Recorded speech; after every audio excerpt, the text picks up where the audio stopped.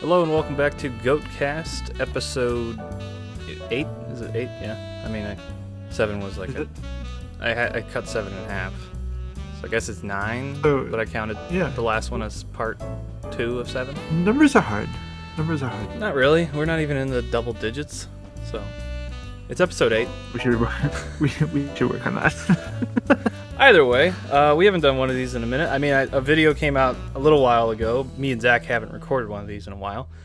And we decided to talk about the book of... But yeah, either way, Book of Boba Fett. It's a new Disney Plus show about Boba Fett.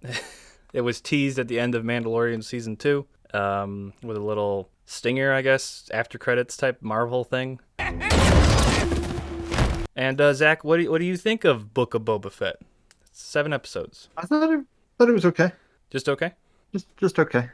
There's other things that I enjoyed about it. There's other things that I didn't like about it. So it's okay.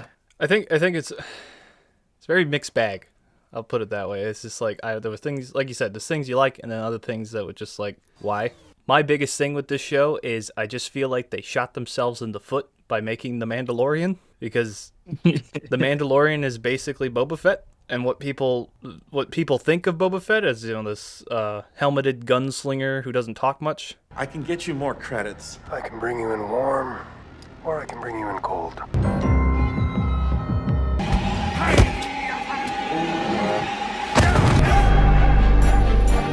So then they bring Boba Fett back, and instead of doing a helmeted gunslinger bounty hunter, they already have a show about that, so they had to do something completely different. And what they decided to do was just like it's unique, kinda. I've seen it kinda in Star Wars already, mainly with Darth Maul bringing a character back from the dead and making them a crime lord. You know what? Just thinking of it right now, like considering this whole new wave of Star Wars content as like a whole, like this is the filler arc. This is the worst one. Right? Like compared to all the live action, like TV show wise, like this is the filler arc that nobody, like, you watch it because it's there, but you don't really like invest into it.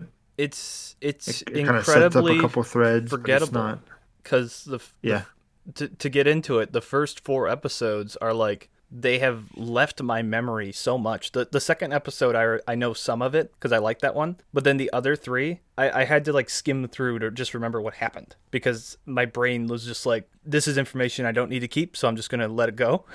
Like there was nothing there to be like, oh, I'm gonna fixate on this and keep this in my mind. With that being said, those are also 2 heavy like flashback episodes.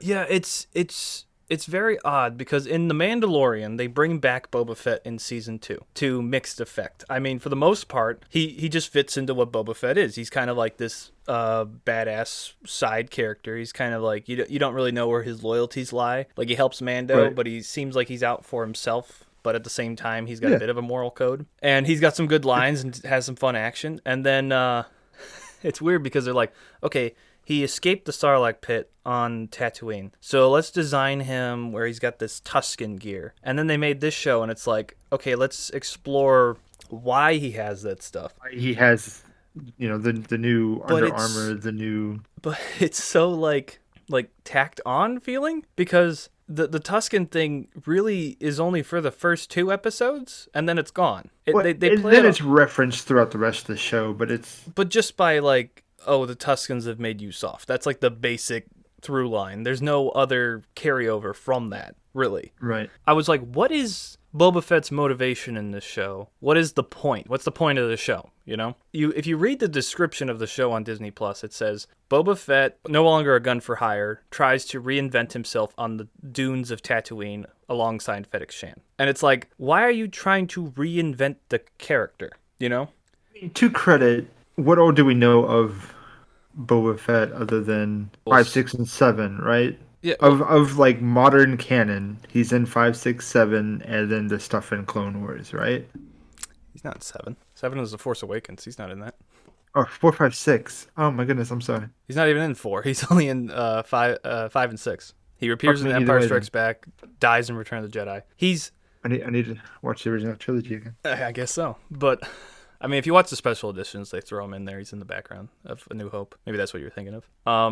Yeah, that's what I was thinking. Yeah, I mean, technically, I guess he's in that, but he wasn't there initially. His introduction was either way. I'm getting off topic, but yeah, no, Boba Fett is very much so the byproduct of a cool-looking side character that everyone latched themselves onto to such a degree that he has like this weird. Everybody has their ideal version of Boba Fett, but you really never see him do anything, especially in those movies. And I think that's why people gravitated toward him so much, because just like any good video game antagonist, like there is no character there. No, he's based off what you want to do and like how you think he would take on to this. You're just in this shell of a character. He's just this cool goon with, cool. He just looks cool. That's his character, and that's fine. He just looks and cool. They try to make more of him in the prequels. They're like, oh, he's the son of a bounty hunter who is the template for the clones and all that stuff. Right. But then in this show, they're like, okay, we're gonna make him this crime boss who's noble and wants to be respected. And it's just kind of like, he's not as cool anymore, if that makes sense. Like, he's not this, he's cracking skulls because people are like, getting in his way. He's like really nice. And it's just weird. It's kind of a byproduct of like, I don't know if you remember in Clone Wars, we had Kid Boba Fett, and he was more of like naive and like, didn't want to hurt people. Which I feel like this is more akin to that character. Yeah, but what's strange to me is I always liked that Boba went from a young kid who wanted vengeance for his father, realized what he did was wrong, and then the Jedi threw him into maximum security prison at the age of like 13, and that turned him into a hardened killer because the next time you see him, he's like working with all these scumbags, and he doesn't care about anybody. And it's almost like, these Jedi are noble beings, and they throw him into prison at like a young age. And I get he blew up a cruiser, and I kind of like the fact that he went from naive to this cold-blooded guy, and like then in this he's like, I will not torture people, and it's like in Empire Strikes Back, Han Solo's being tortured and he doesn't seem to give a shit. He just wants his money. I do not torture. He doesn't feel the same. He feels like a different person. But even though I can see where like he's the guy that makes the shots now. Like he might not have agreed with Han Solo being tortured, but he's getting paid to be there. So you just kind of tough that one out. But now that he can call the shots, he's like, okay, we don't do that because. Yeah, but it's one of those things where it's like I get what you're saying. Where it's like he's like he went from being this stoic fuck you character to a Disney character. Yeah, I think it's the like I was trying to say earlier, it's just like I feel like it's a byproduct of people latching themselves onto a character that is supposed to be villainous, but that they like him so much and he's so marketable. The studio's like, now we're going to write them as a good guy because we don't know how to write bad guys. You know what I mean? Yeah. What I loved in Clone Wars is they focused on Darth Maul, but they wrote him as a villain, which was great. And not to say that I wanted the same thing with Boba Fett. I at least wanted him to be more of like a bit of in the gray. Because I remember when the show was coming out, there was an interview with who's Ming-Na Wen, who plays Fennec Shan. And she said that Boba and Fennec are morally gray characters and they'll do things that are kind of not like looked upon kindly. And it's like there was nothing really in the show to implicate that. Like they were just kind of nice people. In the Book of Boba Fett, there was none of that. No. I think in a couple episodes of The Mandalorian season 2, there was a little bit of it. Yeah, it fit way better. It seemed like Boba was just like he made a vow to keep the child safe, so he kept his word, but at the same time he's like he'll shoot anybody. Beating stormtroopers to death with a stick. Like yeah, he shoots first, asks questions later. But this version of Boba Fett doesn't shoot his gun until like the fourth episode, and like a flashback. Like he's so passive that, but like he doesn't propel the plot. He just literally sits around and waits for things to happen. There's a couple scenes where he's like, I should be doing something. And Fennec's just like, let the cards fall into your hands. And then straight up the next scene is like, oh, these people showed up to talk to you and he didn't have to do anything. He just sits. It's just so uninteresting. There's no momentum to the plot. It's just like guys hanging out. Right. And I also felt like there was issues with the way that it was cut and put together. No, the presentation is like really uninteresting and like the first 3 episodes, or like the first maybe even like 3/4 of the episodes are just flashbacks. Yeah, the flashbacks, and it's And I like feel like if they would have condensed that into the first 2 episodes, and then that would have been fine. Yeah, but it's like the first 4 are all flashbacks, and they're basically all just the same like sand dune looking area. That's another thing with the show. Yeah. I feel like the set design, not until the 5th episode, which we'll get into, is just the same looking place. It's the throne room, it's the flashback of the desert with the Tuscans, and then it's this one city street they have, a casino, and the mayor's office. It's like those are the only sets they have. It makes everything feel really small. It's supposed to be a whole planet he's trying to rule, and it's one town, and like... No, is it a planet street. or a district? Because Well, he talks about how... yeah, I guess he's ruling over just Mos because he doesn't have control of Mos Eisley, right? No, I guess not, but it's still like he always is talking about my planet. This is our planet. Like I don't know. It just feels so condensed, and even they show these wide shots of Mos Espa, the city he's trying to control. It's huge, but it never feels that way. Right. I guess kind of in the last episode, there's a little more going on. It feels a little bigger, but for the most part, it's like I said, just a couple sets they keep reusing from different angles, and it's just not interesting. It just sucks because the main 2 characters that are probably the most high bill on the show is Boba Fett, who feels very passive, and then Fennec, who can you tell me a character trait to her? She knows things. Yeah, she I love the scene. She knows just about everything. I love the scene where Boba Fett, who worked for Jabba the Hutt, Fennec tells Boba Fett how the Hutts ruled. Like he wouldn't know this. Like he literally worked for him. It's like how would he not know like how the Hutts operated? They're used to seeing the Hutts paraded around the street. Because you always need a window character. I don't know if you always need, but it always seems like you need a window character who doesn't know a lot, like your farm boy Luke Skywalker, where he goes on the Millennium Falcon and he doesn't know anything about space, so he gets told things, and then as the audience we get to learn that. Right. So they make Boba Fett that. Even though he's like this really experienced guy who should know these things. Another example that's so stupid is in the flashback they show how water is a commodity with the Tuscans, and they show how they find it, And then in the worst episode of the show, the 3rd one, this guy is complaining that people are stealing their water, and he's like, "Oh, I grew up on a planet covered in water." It's like, what the fuck? Like what? It's like, what was that? It's very much like a dementia scene. He's like, I'm from a place full of water. It's like, what? Like, I thought you... I think that line was only in there because the moisture farmer? Yeah. Or broker. I guess he's a broker. Yeah, something. He controls is the water. trying to, like, quip in, like, well, this place used to be covered in water, too. And it's like, nobody cares, shut up. But the fact that Boba Fett's like, water is an issue, and it's like they show in the flashbacks how they can't find much water. He's digging in the sand looking for black melons. And it's like, what is he, did he just, like you said, does he just have dementia? Does he just forget? It's so stupid. But it's just like, they turn him into the window character, where it's like, oh, he has to be told things. And it's like, he shouldn't be the one to be told things. Yeah. Like I said, the 3rd episode, we get introduced to like the mods, and to get a little into them, they just feel so out of place in the setting of like Tatooine and the dirty, the hive of scum and villainy. They look like they reminded me so much of like customized GTA characters. Okay. What they made me think where, of like, is Spy Kids, which is funny because Robert Rodriguez. You're right. Robert Rodriguez, the guy who made Spy Kids, directed most of Boba Fett, the show. Yeah, that's very much his style. Yeah, it like they're the fact that they had like little jets that came out of their arms and tools and buzzsaws, like it was like Inspector Gadget. It was like, what am I watching? Yeah. And like I wouldn't hate those characters. I mean, I'd still find them annoying, but if they were like in Coruscant, they'd fit right in. They'd look fine. Right. But they're in Tatooine and they're like pale as shit and they're wearing all these clean clothes. It's like, what is this? They look so weird. Yeah, even the little like scooter bikes that they were on were very out of place. Oh, they're super slow little mopeds.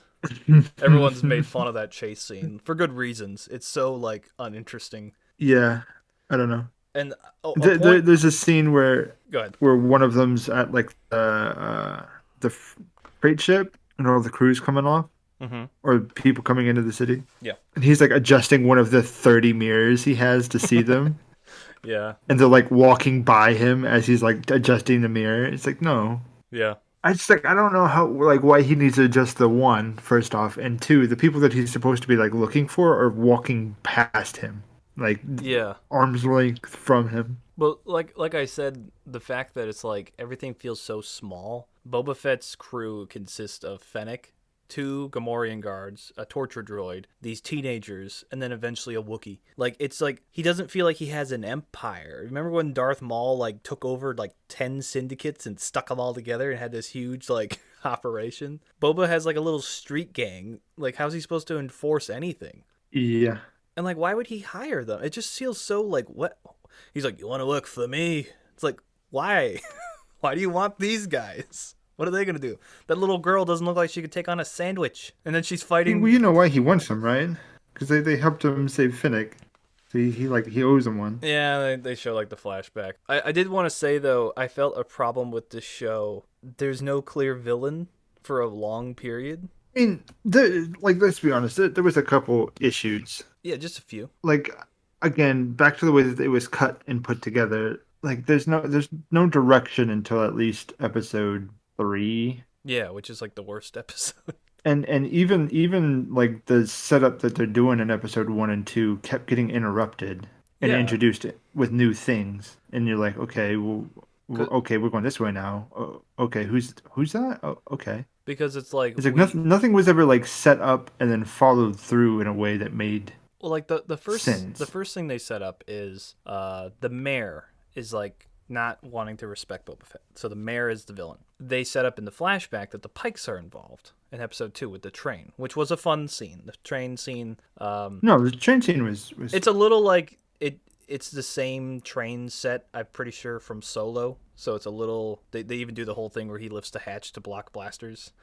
It's right out of Solo. Like it's a little like I've kind of seen this, but it was fun. Nonetheless, it was a fun. But that helps ground it into like this is a thing that happens. Then you know what I mean? No, and that helped draw it all back in. Yeah, but we have the Pikes in the flashback, and I'm like, okay, so maybe they're going to be an antagonist. Would they end up being the main antagonist? But my point is, the mayor's the antagonist. Then they introduced the Hutts, which I really liked in episode 2. I thought that was probably one of my favorite scenes of the early episodes. And these Hutts are like, hey, we want to kill you. But, and Boba's like, oh, you're going to have to kill me if you want this stuff. And it's like, okay. Your sister is right. If you want it, you'll have to kill me for it. Here's our villains, and they got this cool bounty hunter Wookiee with them who looks intimidating, and it's like, this is cool. It's very tense. They have a little standoff, But then by the 3rd episode, you have the Hutts just leave. They were so pointless. Like, they showed up almost as like, hey, remember the Hutts? And then they're gone. Because then they're like, oh, the Pikes are the main villains. And then the other crime families are also villain. It's like, there's, like you said, there's just how it's structured. There's like, who is our antagonist? And then later on, we get another villain introduced, which we'll get to. And it's just like, focus, I want focus. Like, I don't mind having multiple villains, but they're so like haphazardly thrown in and taken out. Like, it's just, I don't know. I think if they would have took a more like noir route to it. Yeah, like I was expecting and kept things more as a mystery, because like we keep getting introduced to these plots that are like, here's this and then it's gone, and here's this and then it's gone, and here's this. I think if they would have kept it a mystery, and like, because like we still don't know who sent what is it, the Red Suns? Yeah, I mean, I think the assassins in episode 1. I think they imply it was the Hutts. Right, but like I wish it was more of that, like, oh, we went to the mayor, and the mayor says he doesn't know anything about it, and he just, Yeah. Like, if it was more of, like, this mystery of, like, what's really happening. Because they kept hinting at that. Mm-hmm. When the Pike general, or whatever the fuck he is, he's like, we tricked Boba into thinking there was a street bike gang that killed all those Tuskens. We left evidence behind to encourage such a conclusion. I was about to bring that up. Like, you were saying how things are introduced and then just leave immediately. It's like the third Right. The third episode, it's like the Hutts are, introduced in the second episode. The third episode, they leave the show. The Tuskens that were introduced in the first and second episode are killed off screen in the third episode. Like, they're killed off screen. We don't even see it. And then it's like, oh, this story's done? Oh, it's done. Okay, like, what the fuck? It's like, yeah, it's like, what are we trying to do? Like, what is this? Like, it's just all over the place. Yeah, it was, I don't know. Yeah, we could talk about the flaws all day long, like, I think. Another thing I wanted to bring up real quick is, like, Boba in the flashbacks wants to get his stuff back, obviously. And for some reason, he's afraid of Bib Fortuna and is mad that he's betrayed him, but they never show him try. Go ahead. I was just going to add on to, like, Why does he think he was betrayed? I don't know. I'm gonna find my armor, and I'm gonna kill that bloated pig who double-crossed me. Take his throne.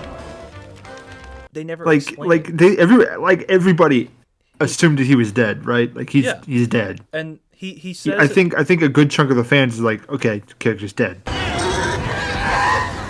It's like, and in the 4th episode, he says he's not intimidating without his armor. And it's like, why would Bib Fortuna, who worked for Jabba, who knew that Boba Fett was a loyal associate of Jabba, if he showed up and asked for his ship back that Bib Fortuna is holding for him, Bib Fortuna didn't take his ship or dismantle it. It's just sitting in the hangar. Like, it's like he fights Bib's men and gets out of there and says there's advantages to people thinking you're dead. It's like, why are you afraid of this guy? Like, I feel like Bib would be like, oh, hey, Boba, you want a job?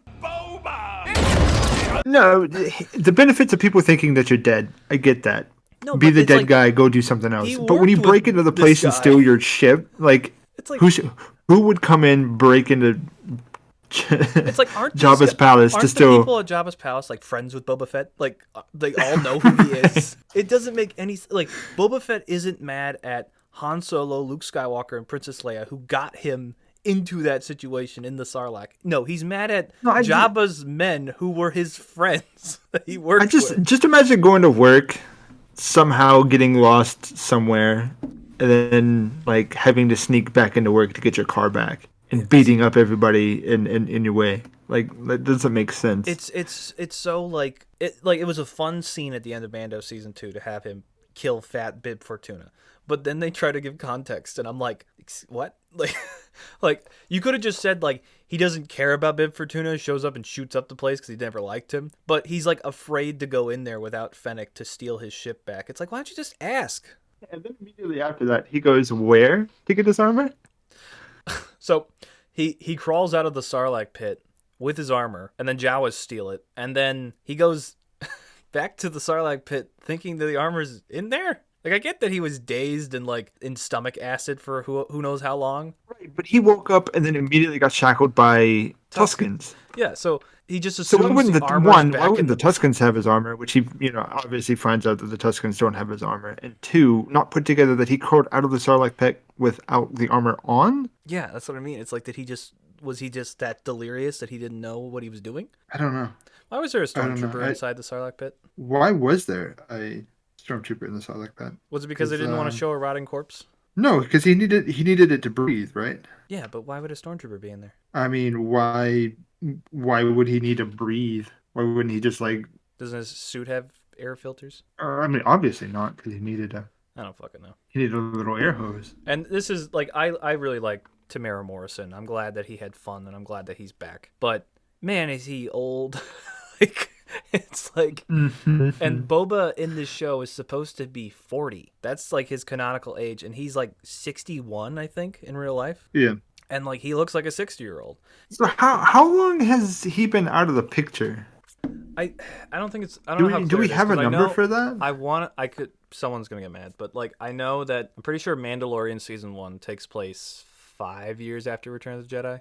Okay. And then if Boba gets Fennec, so either he was in the Sarlacc for 3 years and then hanged out with the Tuskens for a couple of years, or he came out around the time of Mando season 1, because remember Mando shoots Fennec, has the whole thing with Fennec, and then Boba obviously finds her. Right. So it's something like, I don't know how long he was down there, and I guess his Beskar armor kept him safe from the stomach acids. Even though it was eating through everywhere that wasn't Beskar? Yeah, I don't know. So he couldn't have been in there for any more than like maybe they implied weeks, he got out right after Return of the Jedi, and then he was with the Tuskens. Yeah, because the little air, I don't want to say airship, but the little platform that they were all fighting on is still burning when he comes out, right? No, it's not burning. Is it not? No, it's there, like in remains, but it's not burning. I don't know. Anyway. Yeah, back to because we've talked mainly about the first 4 episodes. Because at the end of the 4th episode, Boba says he needs muscle because he's gonna go to war with the Pikes, right? And then Fennec says the theme plays. Yeah, Fennec says, "I know where you can find some," and the Mandalorian theme kicks in. And I was like, ooh, It perked my interest because at that point I was really like falling out of the show. It was like Yeah. the third episode was like so bad. I was like, that was terrible. And the fourth episode was whatever. Boba Fett sneaking, getting his ship back, fighting a bunny droid in a kitchen. It's like, what? They imply Mando's showing up. And it's like, oh, that'll be a fun cameo to have him with it. But what I didn't expect is episode 5 is just Mandalorian. Like, it's just a straight up Mandalorian episode. It's basically like Mandalorian season 3, episode 1.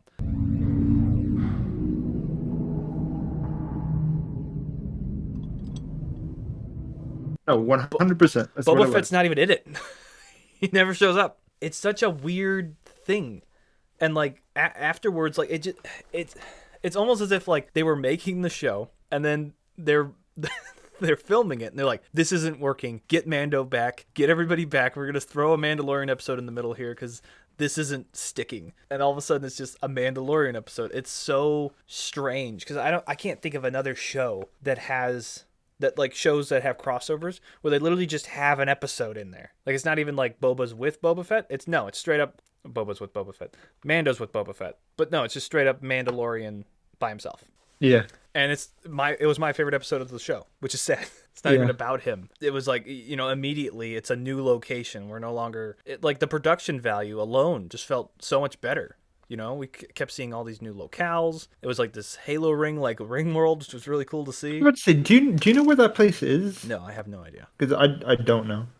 But like, just what I mean by like, it's just new stuff. And the cold opener was great, where he like kills those guys in that butcher shop.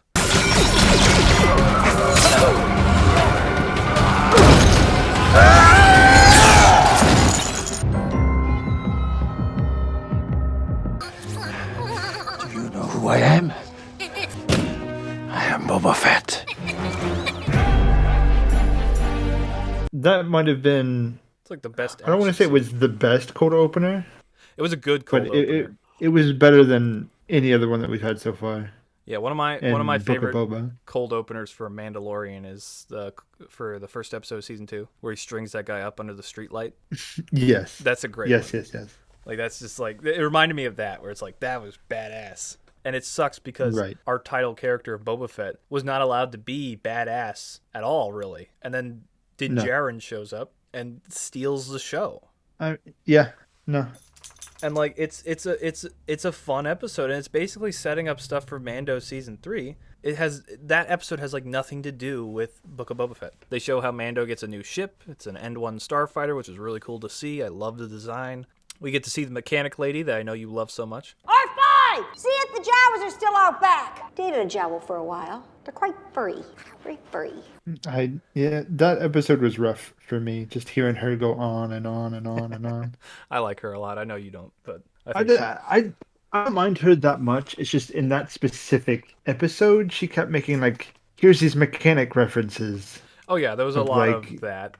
It's like, oh, that's gonna break if you don't do this. Well, you don't have to worry about that because I did this, that, and that. It's like none of that made sense to me. No, it's a bunch of Star Wars gobbledygook. And it was, and it's just like I'm sure somebody out there is like losing their mind that they're talking about all these components and how it all works, which is great possibly. For you. Like for me, it was nothing. When the Jawas bring that one like exhaust pipe, that's the thing that Han uses to try to stop the trash compactor. Everyone's like, "Oh, look at that!" Reference, and it's like, "Oh, that's actually pretty cool." Yeah, and it's like fun little things like that. And I really liked the scene in Mando season 1 where they fixed the Razor Crest, so it reminded me of that where they're building a ship, and I thought it was fun. Right, him and it was just such a nice change of pace from the Boba Fett. No, it was the breath of fresh air that I think everybody needed. He flies around the pod racer course, which I'm sure they just probably pulled those files from Phantom Menace and just reused it because it looked very similar. Yeah, I do love that. Remember that fence that gets destroyed by Anakin when he's pod racing? Yes, it's still broken. No one's picked it up. It's still broken. Yeah. That really solidified to me that it was just the same file. I'm like, you're telling me nobody picked that up? Like, it's been sitting there for like 20 years. It's still in the same like laid out like spread of debris, which I thought was pretty humorous. Yeah. I do love like just little things in that episode where it's really fun. Mando having to take public transport. Like I like that little detail because he's like has to take the bus. Yeah, his car's broke down. He's gonna take the bus. We get like I said, a lot of setup for Mando season 3. He's technically in his Children of the Watch sect of the Mandalorian. They're like, hey, you're no longer a Mando. Din Djarin, have you ever removed your helmet? Have you ever removed your helmet? System shut down. 10. Have you ever removed your helmet? Have you ever removed your helmet? I have. Then you are a Mandalorian no more. Yeah. And which was a little strange because I remember in Mando season 2, Mando was ready to kill Cobb Vanth because he had Boba Fett's armor and refused to take it off. Yes. So why wouldn't the armorer like take Mando's armor, you know? Well, I think there's a couple reasons for that. One, he's currently holding the Blacksaber, which until somebody beats him, which is I'm assuming why she was okay with what's his name? The big Mando. Paz Vizsla. Vizsla, yes, thank you. Mm-hmm. I'm assuming it's why she was so okay with them to just duke it out right then and there. Yeah. It's because she knows something went on. Mm-hmm. That's why she didn't say the creed until she did. Because just thinking back on Mando, how often they said the creed. Mm-hmm. It was their greeting, it was their goodbye, it was their how are you. Like they said it all the time. Yeah. And the fact that she didn't say it until after their duel and I see what you're Vizsla saying. lost. Yeah. So if Vizsla was to have won, then it would have been a bigger issue, I think. But because he's still holding the Blacksaber as of right, Mm-hmm. he gets a free pass on that. Yeah, and then Two, she's probably expecting him to redeem himself somehow. If anybody can do it, it'll be our yeah, our idiot savant Mando who goes and does this. You know what I mean? Is that a bench? yeah. There's some more I want to add to that, like the setup for season 3. We'll get to that to the end of our discussion. But I really liked all that stuff with Mando and them on that ring planet. Like it was very cool. And then by the end of it, he has a new ship. How was it? Wizard. And he has a little mithril Chainmail vest made for Grogu. And he wants to visit Grogu, which I was like, interesting. I was like, he'll probably do that in Mandalorian season 3, but then at the end of the episode he's like, I have to visit a little friend, and it's like, what? And then the 6th episode starts, which I know a lot of people like, but I felt like was kind of a little all over the place, because we get Luke Skywalker, puppet Luke Skywalker, who is a deep fake, and apparently the voice is also like a computer generated, like of Mark Hamill young. So it's which worked out very well, I think. In was comparison much better than to Mando season 2, it looked miles better. Like it was way better. It was like the first shot of him like kind of looking like annoyed at Grogu for like picking up a frog. I was like, damn, that looks good. Like what the fuck? What did they do? Because at first it's just like him meditating. I was like, okay, so it'll be a lot of him just like meditating in the background.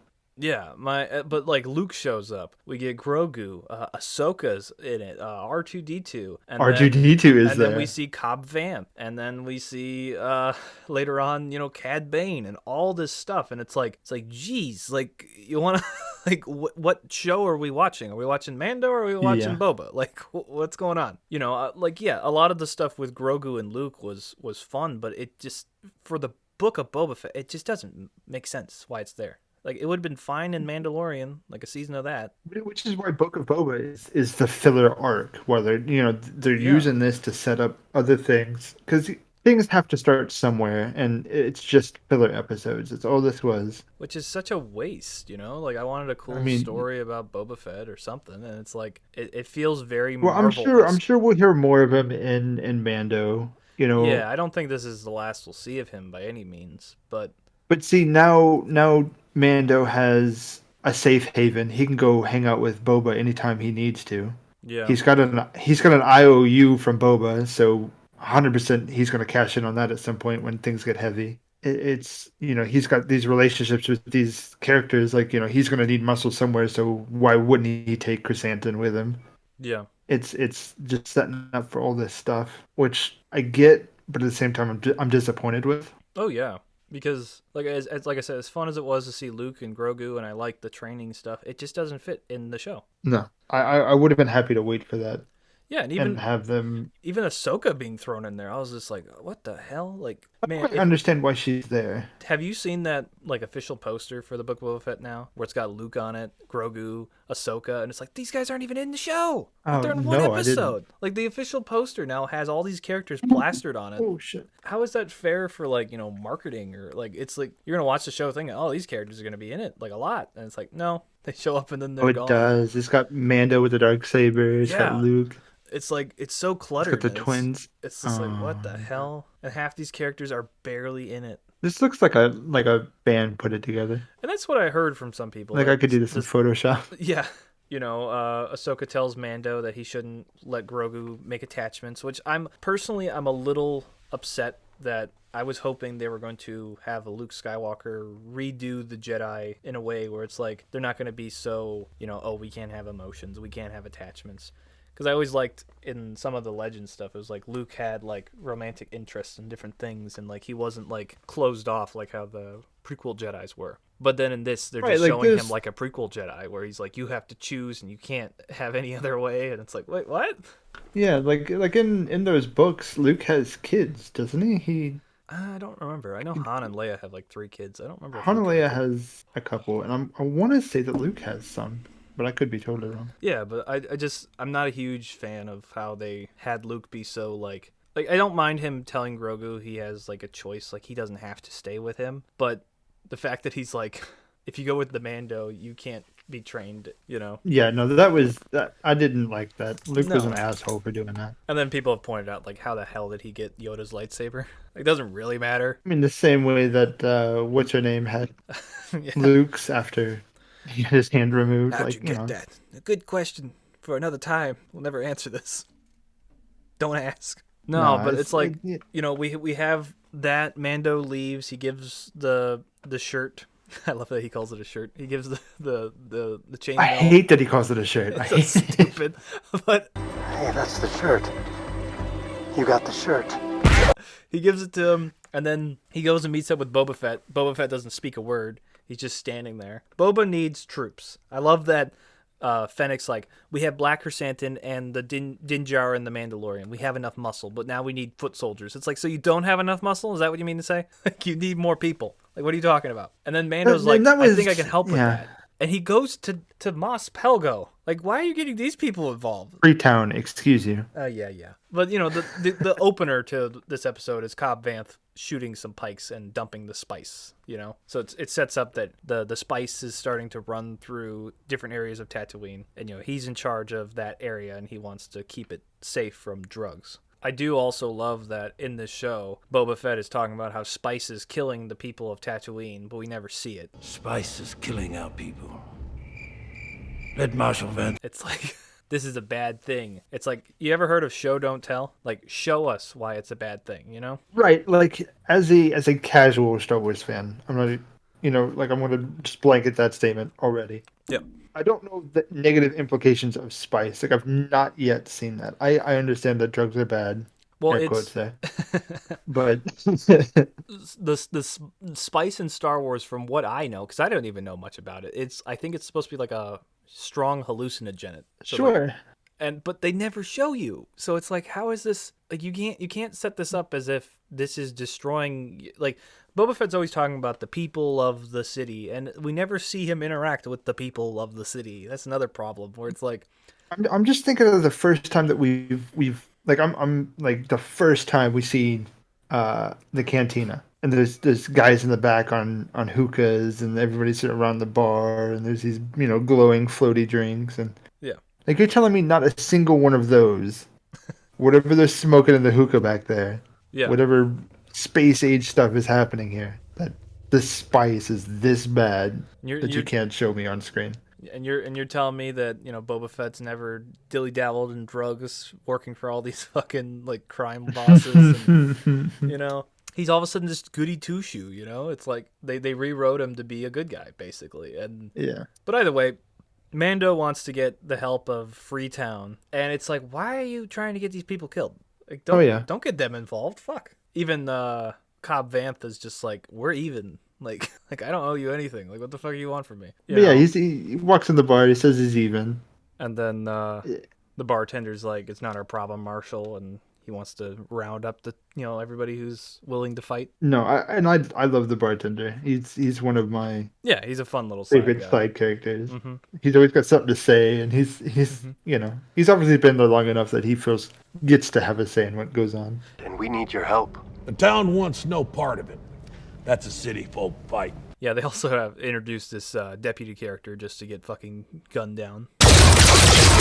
My, obviously, we're going to talk about the fact that Cad Bane shows up, which wasn't as big as, happy and surprised like I was with Bad Batch, because I already, had him come back, Yeah. But, yeah. Cad Bane live action, it's fun to see, even though he feels forced and tacked on, he's just like, he should have been in the show way early on. The fact that he's thrown in at the last 2 episodes just feels so forced to me. That whole scene I felt very rushed about, because the minute Mando leaves, all of a sudden Cad Bane's walking across the desert into town. I would have liked Mando to leave, cut to a different scene, then cut back to the town. The fact that it happens right after each other, it's just really feels rushed. I'm really happy they kept Corey Burton to voice him. They didn't try to get some different voice, so he sounds consistent.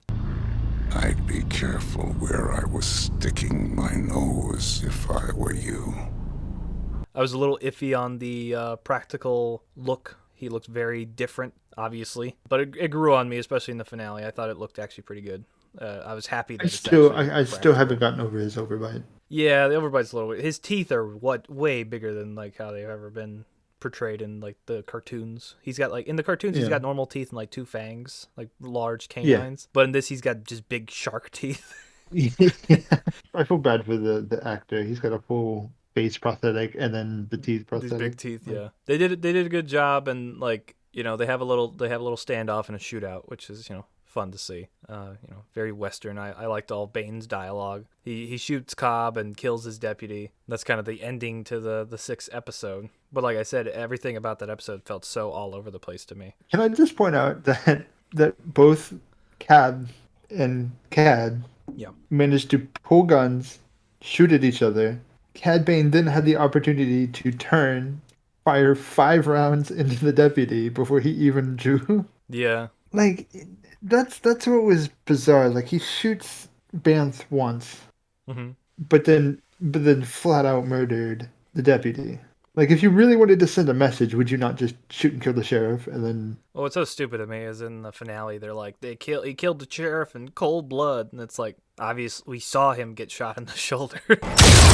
it's like we're not stupid. But Mando didn't know that. I know, but the townsfolk are acting like he's dead, and then obviously, like after credit, we see Cobb Vanth isn't dead. Yeah, you're right. It's like they killed him in cold blood, but it's like, did they just fucking drag his rotting corpse? Like, it's rigor mortis has set in, and they're now gonna revive it. I don't know. We'll get into bringing characters back from the dead. I get so sick of that. Well, I mean, I always liked Star Wars that people, when they died, they were dead.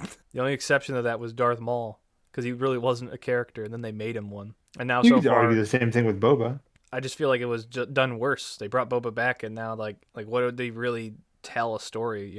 There wasn't much there. Yeah, it's like they brought back Boba Fett, Palpatine for the sequels, and now Cobb Vanth they're bringing back, and then possibly Cad Bane. Because we'll get into the finale. It was just big, dumb, and stupid. My exact quotes was on the end of this was they Disneyed the fuck out of that. Oh, for sure. It felt like you were watching something made by the guy who did Spy Kids. Which you were. I know. That was funny to me. People were like, what the hell? Well, just Robert Rodriguez. It's like, he made this. What were you expecting? Like, everyone was like, this episode was all action, but it was so uninteresting, By the end of episode 6, they show that casino get blown up with all those characters that I can't even remember the names of. Like, what was that Twilight girl's name? I don't even know. Whip? What did you say? Right? Whip? Yeah, her last name, Twip? I don't know. I really don't. But she gets blown up. You're going to make me... And then the episode opens with Boba and Fennec standing inside the burnt remains. And I love the dialogue, because Boba's like, we are at war. And it's like, oh, yeah? And then he's like, I don't know if there'll be anything left of this city once it's done. And it's like, they've blown up one building. It's the one building, like, in this huge city. You think nothing's going to be left? Yeah. Her name is Garza Fwip. Garza Fwip. The one scene I heard trying to talk to Chris Stanton. That was good. Ripping off No, I like that was a scene. really good scene. I like that one a lot. Yeah, I like I that. like He just like how rips she the just like Trado's shoots arm Boba off and like anyway. gives him a shrug. Yeah. Like, yeah. Boba's like, it was worth a Good try. props for trying. Yeah. That was a good scene. That was a good thing. But no, they just blow up that place, and it's like, I don't really care, you know what I mean? It's like, there wasn't, like, anyone in there, though. Like, I guess everyone's like, well, what about Max Rebo? Hit it, Max. Little blue guy playing music. Is that Max Rebo? Yeah, he blew up on Or is it Jabba's just- sail barge, and then he blew up there, so he's probably not dead. Yeah. No, they have, you know, the final standoff between the Pikes and Boba Fett. It's just a lot of people standing out in the middle of the street getting shot and no one dying in terms of our main characters. Yeah. I am also the build up before that where they get the radio call. It's like something's not right. that was so dumb. I don't know what it is, but something doesn't seem right. It's like I hate that dialogue in movies and shows where it's like Well, it's quiet. It's too quiet. Yeah, but what's even stupider is that Fennec is like, the mods are here, the Gamorreans are here, Kersantin's here, we got all of our flanks covered. And then the droid's like, someone's here to see you, and Cad Bane's standing outside. It's like, yeah. You have like 10 people, and they're spread out in this massive city. No shit. Like, they're going to be able to walk up on you. You're not going to cover all your flanks. Like, No. The dialogue with Cad Bane is great. I love the part where he's saying to Boba, he's got back shooters too. It's very Western, like, you know, all the guys pop up. Like, loved all that. But what's so stupid, you know, I love Cad Bane. He's like my favorite bounty hunter in Star Wars. But his relationship with Boba Fett is non-existent. It is made from an unfinished and unproduced episode of the Clone Wars that we never saw. Yeah. So even the fact that people say you got to watch Clone Wars to understand the relationship between Cad Bane and Boba Fett, that's not even in Clone Wars. Right. It's like it's an unfinished episode that you can watch on YouTube that's like 5 seconds of just them shooting each other. It's so because the only interaction with Cad Bane and Boba Fett in Clone Wars is during the prison break episode of the Rako Hardeen story. Cad Bane gives Boba Fett a nod and Boba starts the riot. That's it.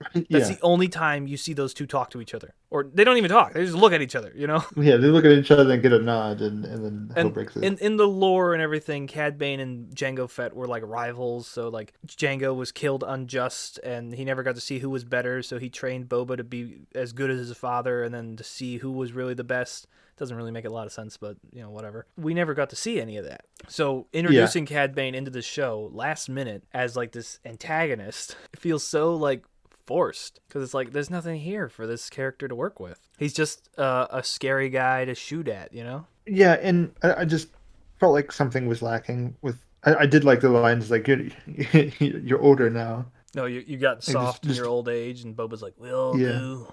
Yeah. You're going soft in your old age. We all do.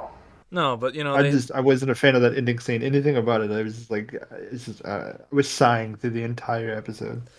Some people say that the shootout with Din Djarin and Boba was fun, and it kind of. But my biggest issue is that they're both bulletproof, so there's no tension. There's one part where Din Djarin's being shot, and he's just standing there with his hands like above his face. Like, move, get some cover. You guys have jetpacks. Why are you just standing there? You know? Yeah. I don't like that they're so bulletproof. My favorite aspect of Mandalorian, like the first season, is when Mando got shot, he actually hit the ground. You know, like you would see his armor doing its job, but like he would get dented until he got the Beskar stuff. And there was some tension because it's like, oh, our character could be killed. And even when he had the Beskar, he would get injured. Like I loved in episode 5 that he cut himself with the Darksaber. Yeah. Like it's like, oh, look at that. Nothing like that happens in this finale. They're getting shot to shit. And these big war droids show up and shoot at them, and those droids don't kill anybody. I thought it was funny as hell. I saw a video of somebody talking about the battle. When the people of Freetown show up, one guy gets shot like 5 times, and it's the same guy. Is it really? Yeah.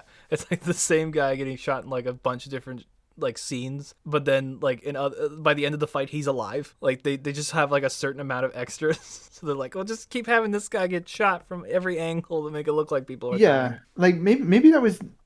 What was the budget for this show? I don't know. I would because it feels like they used it up on these last 3 episodes in a way, you know. Well, they used it all in episode 5. That's what they did. They used it for all the Starfighter shots and the Halo ring and like, you know, to their credit, like because the CG, the Rancor and different things like that. Like that stuff looked okay. It looked pretty good, It was lacking. No, it was. Well, I guess I'll say they had a practical head prop for some of the close-ups, which looked good. Which was really good, but like the scenes of the Rancor like throwing people. Oh, the Rancor! I hated that thing. I hated that was in the show. It's so like, remember this? Yeah. It's the most fanficky type thing. It's like, oh, Boba Fett riding a Rancor. It's like, that's the dumbest thing I've heard. Like, why are we doing that? Like if they, because he got the Rancor like 2 days ago. Danny Trejo shows up on a pallet jack with a Rancor and dropped it off in his basement, which is cool. Like I like that scene. I like them like. I don't. I like that they established the Rancor, and I like that what they did with the Tuskens. It honestly, like that ending fight with the Rancor and those war droids, I was just like, what am I watching? Godzilla versus Kong? Pretty much.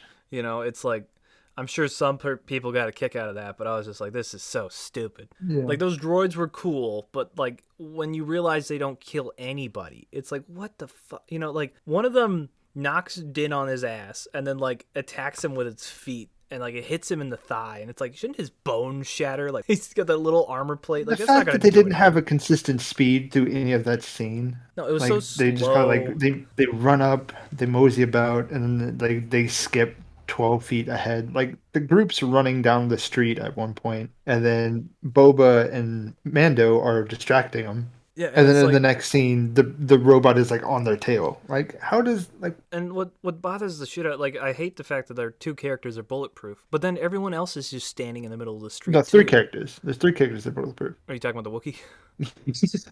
Yeah, no. Chrysanthemum gets shot to bits, and then he's like still running around. I'm just like, are you kidding? Like, what happened to when people got shot? They died. Like, you know what I mean? It's just like, jeez. It was like I like Chrysanthemum. I'm not saying like the character deserves to be dead. No.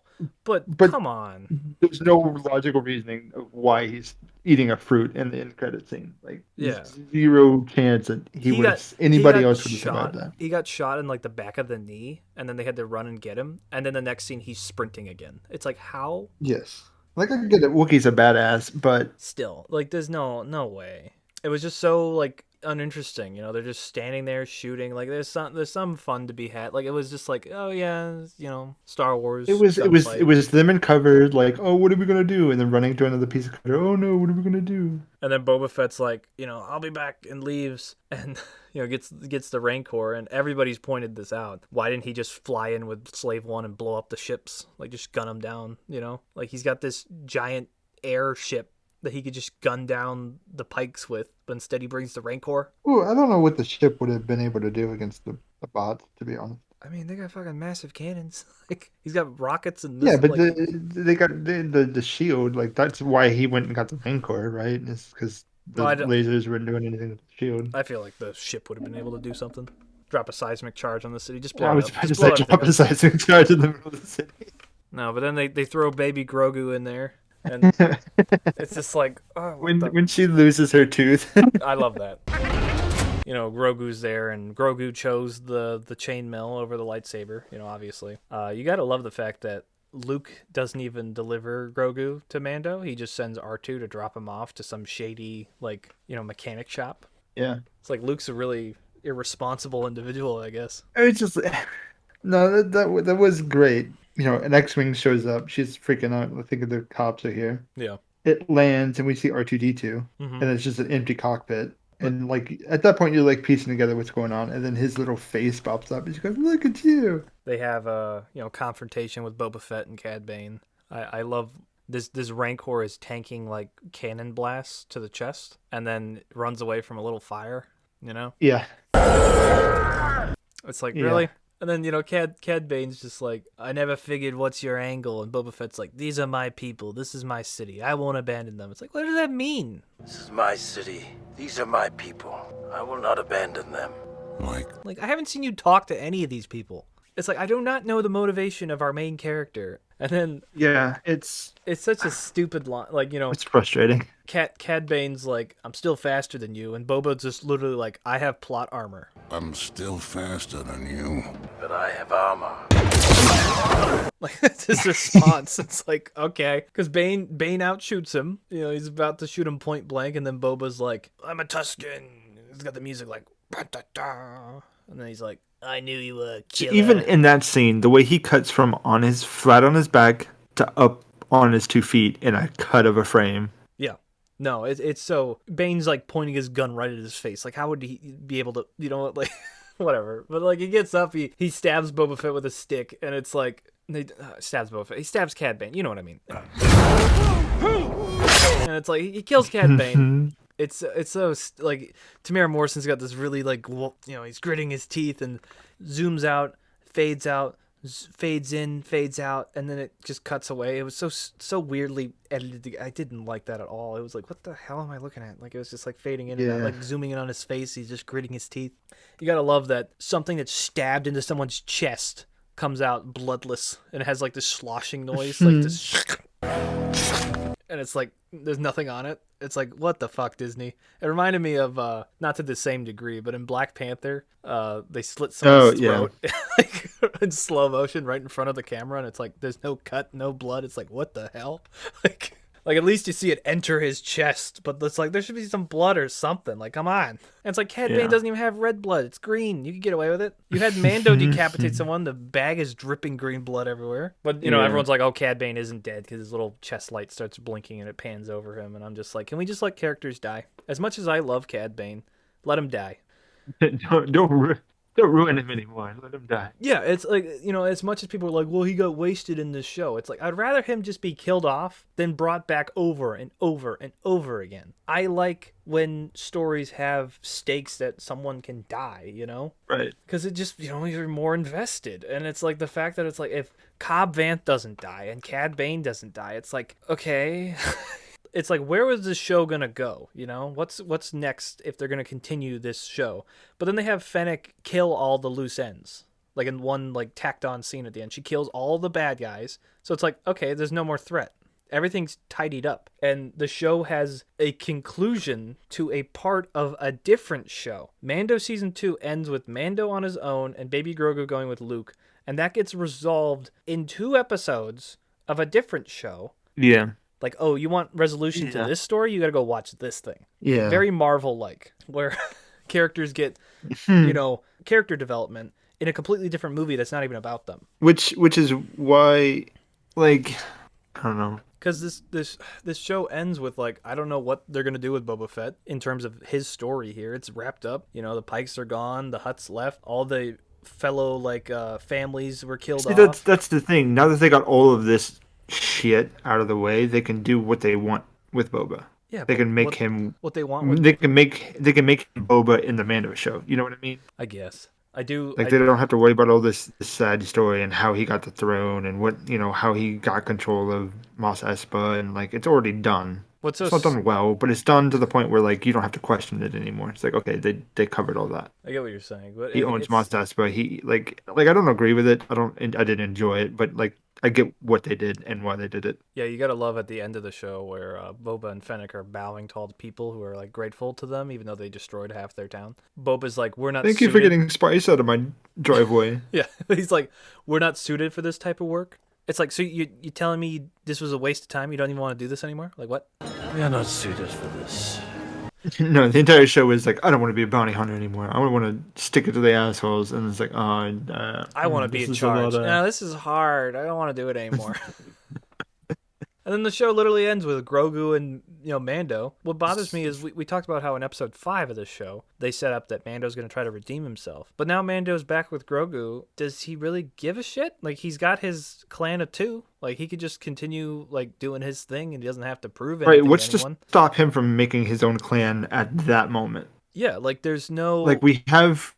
Is he gonna force himself to like go be redeemed, even though he like it would have made more sense in season 3 if he's on his own and like the Mandalorians are the only thing he has left, so he feels compelled to like redeem himself. But now that Grogu's back, it's like, well, you don't really need to do that. Well, you're right, he doesn't need to do that, but now he's theoretically running his own house and he doesn't know what the fuck to do with that. Like the setup for Mando season 3 was like, oh, it's gonna be like Mandalorian, Game of Thrones, I guess, who's gonna rule, which I'm like, you talked about her earlier, the Mandalorian's a doofus. He's the idiot savant, and I love it. Yeah, and I like that too, but the idea that he's going to rule, I'm like, no, like he doesn't know shit. That's what makes him fun, is like a bounty hunter running around, meeting these people. But now that they're adding in this other story, like I don't know where they're going with this, No, I don't know what they're going with this either. There's a lot of things, like, I know we talked about them getting Grogu for cloning Palpatine. Yeah. And they kind of did that same sort of reference in the end of Bad Batch. Yep. We still don't know that they don't get Grogu, because we know that they do clone Palpatine, and they make Snoke and all this stuff. Mm-hmm. If they're still trying to make that work, which I don't know if that's what they're doing. I mean, they've already put it into 2 other media content, right? They didn't have a plan for the sequels, and that's a whole different discussion. It sucks because this Book of Boba Fett, like, the characters are just forgettable. The standouts are the characters from Mando. Like, those are the ones we care about. And then all the characters introduced unique to Book of Boba Fett, I'm gonna forget. I've already forgotten half the names of, like, it's like I didn't know. Yeah. I don't know. It just was so. The best way to say is boring. Like, the show was just a bore to watch. Yeah. Half the time they weren't even. Not that I need people shooting guns all the time, but half the time they weren't even shooting their guns. It was like Star Wars. It was a lot. It was a political drama. Yeah. It was, for a brief second, a noir mystery. It was an action. It was a monster movie. It was whatever your heart desires, whatever your imagination. Like, there was no clear directive or clear direction or motive for it. It was just kind of like, here's all of this, so we don't have to cover it later. Yeah, like I said, it's definitely the worst out of the live-action shows. And some people say, well, there's only been 2 live-action shows, Mandalorian and this. But it's like, but this is worse than those. Like, this is not as good as that, So it's like, I stand by my point. It's not as good. But I'm also going to clump it into some of the Marvel shows, simply because it's under the same company umbrella, and they've clearly shown that they know what they're doing. I think what sucks is, like, I've watched all these Marvel shows so far, and I don't have an interest to rewatch them, and I find them very forgettable. Sure, but, like, have you rewatched Boba or Mando? Yes, many times. Oh, well, and that just might be the case that I like Star Wars, And I mean, really yeah, like Mandalorian, yeah, especially season 1. I like season 1 of Mando more than season 2.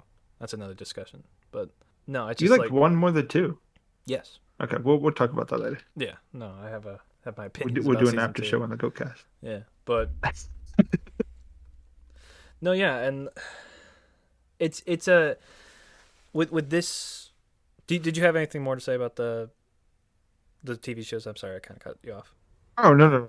I was just saying, like I feel like Disney knows what they're doing. Okay. Like, I get it. It's different teams. It's different. It's a whole different media. It's there's somebody who's overlooking all this, and like they obviously know what they're doing, and I don't know how they shit the bed on this one. I just feel like there was no passion. Like, I really want to tell a story about Boba Fett. It just felt like, we have these sets, we have these costumes, make a show. Right. And I would like to compare the budget to this compared to. Yeah, if you can find it, yeah.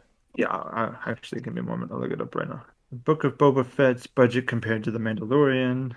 It shows 7 episodes. The Book of Boba Fett's spinoff cost is a little under $15 million per episode. Mm-hmm. The Mandalorian boasts a similar budget, reporting cost $15 million per episode. Oh. So it wasn't that they didn't have the budget to do things. Like I just think there was a lack of the passion behind it. Yeah. When it comes to recommending if you should watch the show or not, like, we assume people have watched it, but I would have, like, because when I would have people watch the last 3 because they're basically tying into the Mandalorian. You could skip the first 100%. 4. Watch episode 5, watch episode 6, watch episode 7. If you really care about the Boba Fett parts, go back and watch 1, 2, and 3, or 1, 2, 3, and 4. Episode 5 was my favorite because it was the most, consistent. Episode 6 and 7 felt very all over the place. Yeah, it's a mixed bag because it literally is a mixed bag. It's like taking 2 shows and putting them together, especially towards the end, which is so confusing and such a weird movie. It was 4 shows put together. We had the flashbacks. We had the Tuscans. Mm-hmm. we had Fennec Shea, we had the present day Boba, and then we had all the stuff that was happening with Mando. Yeah. It was all cut together in such a way that like I couldn't make heads or tails of what was going on. It was just boring, no stakes. Yeah. This might be the most negative a Goatcast has been. Yeah. I feel like a lot of it was like going back to the shootout scene with Cad Bane and the deputy. Mm-hmm. Like as a human being, you have a preservation of life. Like you can like kind of feel when you're in a situation like, okay, I'm in danger. Mm-hmm. And when people write characters that just don't have that human sensibility, it immediately takes me out of whatever's happening. Oh yeah. Because how did this character make it this far, become deputy, if he doesn't have this like natural instinct of like, oh shit, I'm in way too deep. You know what I mean? Like Mandalorian, that immediately takes me out. And getting his head stuck in its mouth. But even that, I can understand. Was like, okay, I'm bulletproof. I have to save the baby. I'm going to do this thing. The baby was safe. He just decided to try to tame the thing. It didn't make sense. Well, could have flown away with Grogu and say, "Peace out, fuckers." Whatever. Why did he stay to die in the old burnt down like casino? Like there's so many things that's in this show that just like yeah. At least we got some funny things to laugh at. Like a bantha. Like a bantha. I loved it when Boba Fett did his little ballerina pose when he shoots his little knee rockets. He shoots his knee rockets. It was very much like I think the yellow Power Ranger had that stance anytime an explosion would happen. And like that's all I could think about. Yeah. Just kind of a wasted opportunity to make some fun show. It was just whatever. Yeah, I'll probably revisit it was a the filler Mando arc. parts to just, if I ever have on a Mando kick to, watch the whole story. Yeah. People who don't watch Boba Fett are going to be confused when they get. Do you think they'll do a season 3. recap when they do season 3? I just think it's so stupid because let's say someone didn't care about Boba Fett and is not they live under a rock and they don't use the internet much. They're a casual fan. Season 3 comes out, they watch it. Grogu's back with Mando. He has a different ship, and it's like, wait. Right.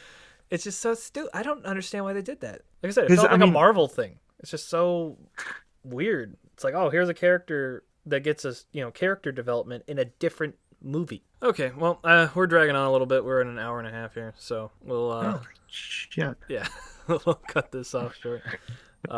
Yeah, we kind of gave out our recommendation. I'd watch the last 3. Don't expect anything amazing. Just hopefully Cad Bane stays dead, but that probably won't happen. And yeah, thanks for watching. Thanks for everything. See you all later. Yeah. Goodbye.